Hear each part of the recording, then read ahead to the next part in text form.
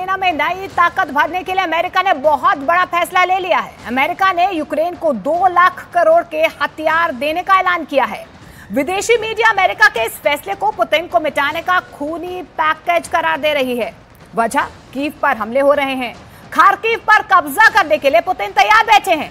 Odesa में रोज मिसाइलें गिर रही हैं। ज़ेपोरिज़िया पर दिन रात तोप से हमले हो रहे हैं।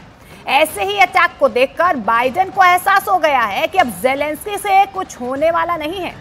ऐसे ही हमलों को रोकने के लिए बाइडेन ने $21 बिलियन ज़ेलेंस्की को देने का फैसला किया।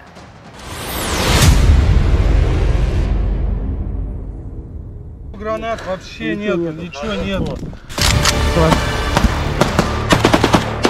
ज़ेलेंस्की ने अपनी स्पेशल फोर्स से एक वीडियो बनवाया और फौरन उसे बाइडेन को भेज दिया। इस वीडियो को बहुत गौर से देखिए और समझिए कि वीडियो बनाने का मकसद क्या रहा। Руки, сука! Давай я иду. Броню снимаем, я сказал, блядь.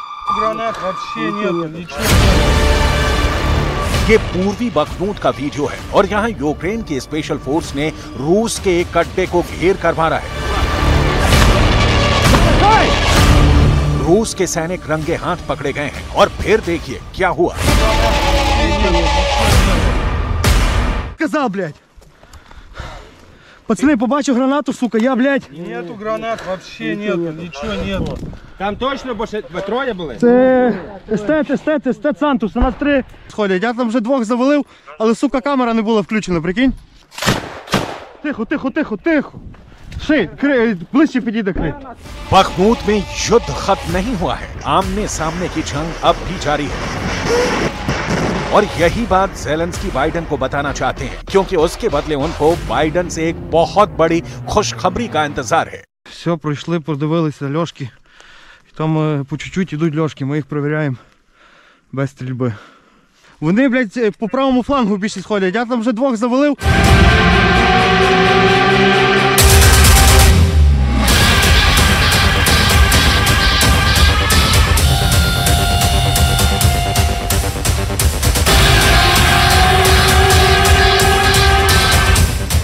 रूस के छुपे हुए सैनिकों को यूक्रेन अब चुन कर मार रहा है। ज़ेलेंस्की ने साफ साफ कह दिया है कि रहम दिखाने की कोई जरूरत नहीं। रूस के सैनिकों को बख्शा ना जाए। Заходимо, тут бліндаж отак іде. Треба заходити, фонарик є? Тіпок! Що, больно? Больно, сука, виходи, блядь! Там точно अब यही वीडियो जब ज़ेलेंस्की ने जो बाइडेन के पास भेजा तो फोन पर वहां से ताली बजाने की आवाज आई और ज़ेलेंस्की को यकीन हो गया कि उनका मकसद पूरा हो गया। इस वीडियो को देखने के बाद बाइडेन का यकीन कुछ पक्का हो गया है। उन्होंने पुतिन को हराने के लिए बहुत बड़ा फैसला ले लिया है। पुतिन की फौज घेर कर मारी जाए, पुतिन के फाइटर जेट यूक्रेन में ही गिरा दिए जाएं। इसके लिए बाइडेन कुछ भी कर गुजरने को तैयार हो चुके हैं।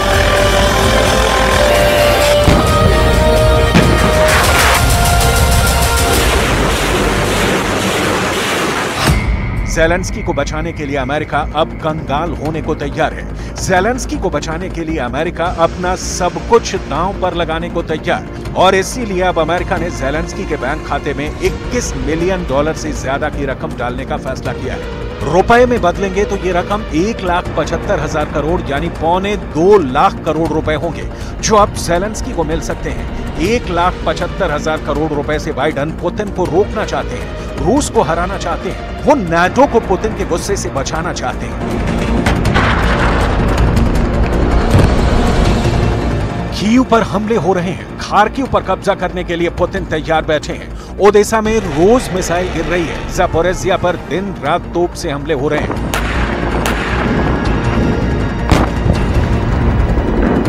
ऐसे ही अटैक को देखकर बाइडेन को एहसास हो गया है कि अब ज़ेलेंस्की से कुछ होने वाला नहीं है। ऐसे ही हमलों को रोकने के लिए बाइडेन ने बड़ा फैसला किया और फौरन $21 बिलियन ज़ेलेंस्की को देने का फैसला किया।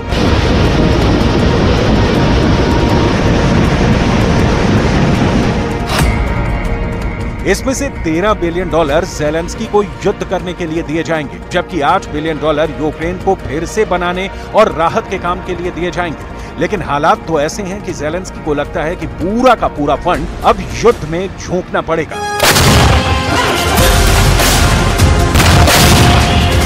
कह सकते हैं कि अब तक यूक्रेन के युद्ध में जहां एक तरफ पुतिन मिसाइल और कामिकाज़े ड्रोन की बरसात करते रहे हैं, तो दूसरी तरफ इन धमाकों के बीच ज़ेलेंस्की पर डॉलर की बारिश होती रही है। ज़ेलेंस्की को बार बार लिफ्ट कराने की कोशिश अब तक जारी है। जाहिर है कि अब ज़ेलेंस्की को पुतिन की फौज से लड़ने के लिए फिर से नई पावर मिलने वाली है। ये ऐसी फायर पावर है जो अगर टारगेट पर लगी तो पुतिन के युद्ध को बोझ बना सकती है। इतनी ज्यादा फंडिंग और नए हथियारों के सामने रूस के लिए भी ये युद्ध लड़ना आसान नहीं होगा।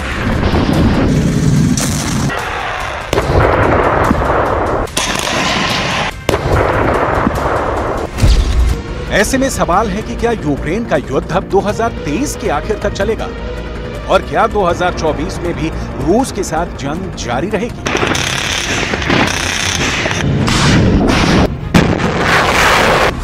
ये सवाल इसलिए क्योंकि रूस के हमलों का सामना करते हुए भी अब ज़ेलेंस्की के दोनों हाथों में लड्डू हैं।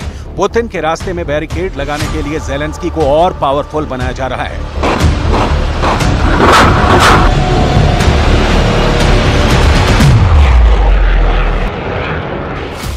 व्हाइट हाउस की बजट निदेशक शालंदा यंग ने कांग्रेस को एक चिट्ठी लिखी है जिसमें कहा गया है कि यूक्रेन को बचाने के लिए फौरन बड़ा कदम उठाना पड़ेगा।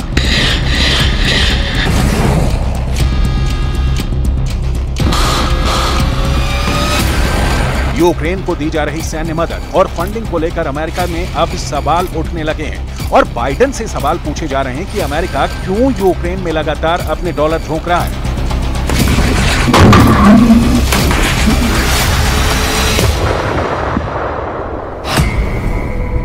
इस वर्ष APNORC के एक ओपिनियन पोल में यह बात सामने आई थी जब 48% लोगों ने यूक्रेन को फंड देने का समर्थन किया था। 2022 में हुए ऐसे ही पोल में 60% लोगों ने इसका समर्थन किया था।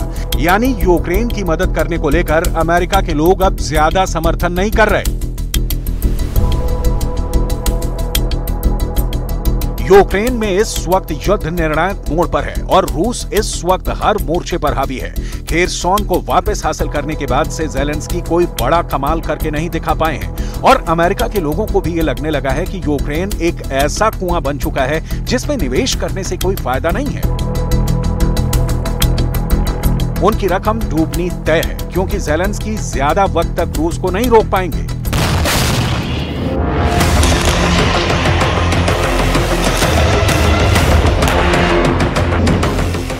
अब तक अमेरिका में यूक्रेन के लिए 113 बिलियन डॉलर की मंजूरी दी जा चुकी है।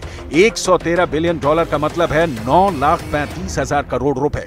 ये इतनी रकम है जिसे पूरी तरह स्क्रीन पर लिखना भी आसान नहीं है।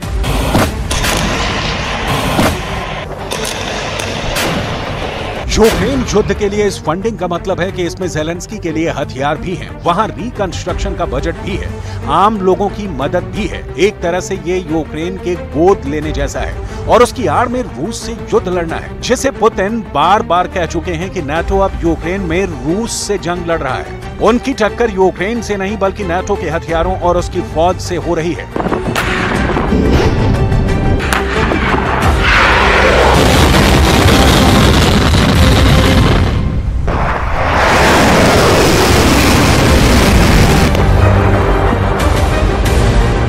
यूक्रेन का युद्ध शुरू होते ही अमेरिका ने ज़ेलेंस्की से 40 बिलियन डॉलर से ज्यादा के पैकेज का वादा कर दिया था और वक्त वक्त पर अमेरिका इसे किश्त के तौर पर देता भी रहा। फंड रिलीज होते रहे, ज़ेलेंस्की को नए नए हथियार मिलते रहे और सच ये भी है कि रूस इन हथियारों को लगातार खत्म करता रहा है और नाटो से मिलने वाले तमाम हाईटेक वेपन सिस्टम रूस के हमलों में तबाह होते रहे।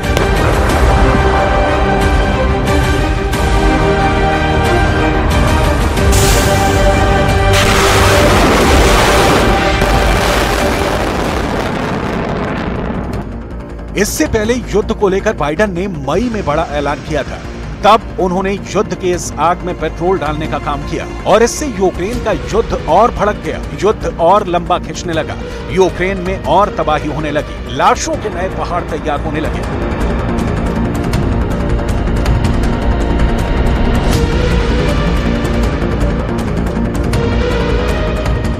क्योंकि मई के महीने में बाइडेन ने व्हाइट हाउस में एक ऐसे कागज पर दस्तखत किए थे जिसमें ज़ेलेंस्की के नाम फौरन 10,000 करोड़ रुपए के हथियार देने का ऐलान किया था। ये बाइडेन की तरफ से मिला 10,000 करोड़ का बारूदी पैकेज था, जिसने यूक्रेन का फ्यूल मीटर फिर से टॉप अप कर दिया। यानी ज़ेलेंस्की के हथियारों वाला गोदाम फिर से भरने की तैयारी हो गई। Того, що можна сказати публічно, є новий оборонний пакет від Сполучених Штатів. Загальний обсяг – $1 200 мільйонів. Артилерія, захист від ракет і безпілотників терористів, інші речі для посилення наших захисників і захисниць.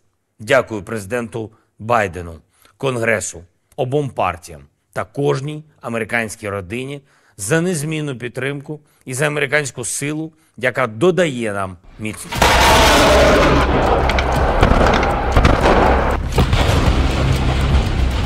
सवाल है कि इतनी बड़ी रकम से ज़ेलेंस्की करेंगे क्या? जब ज़ेलेंस्की पर 10,000 करोड़ रुपए या कहें कि $1.25 अरब की बारिश होगी, तो ज़ेलेंस्की क्या करेंगे? तो इसका जवाब ज़ेलेंस्की ने नहीं बल्कि अमेरिका ने दिया है ना ये चौंकाने वाली बात? क्योंकि अब साफ साफ नजर आ रहा है कि ज़ेलेंस्की का युद्ध वो नहीं बल्कि अमेरिका लड़ रहा है।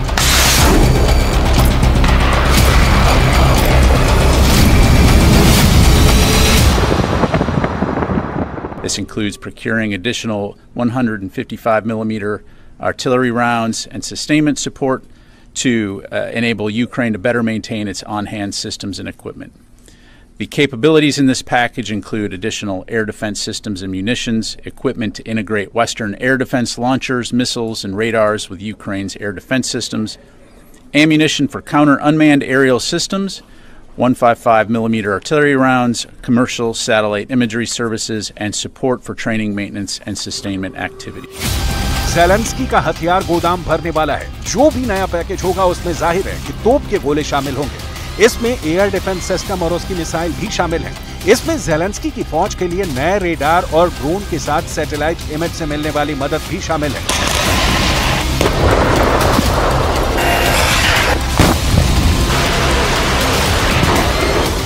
अमेरिका ने यूक्रेन की सेना की ट्रेनिंग तेज करने की बात कही है ताकि नए सैनिकों को जल्दी से जल्दी हथियार की ट्रेनिंग देकर फ्रंट पर भेजा जाए और उन्हें ऐसे इलाकों में तैनात किया जाए जो रूस के हमले से खतरे में पड़े हुए हैं। इस वक्त अमेरिका और ब्रिटेन की फौज लगातार यूक्रेन की सेना को ट्रेनिंग दे रही है।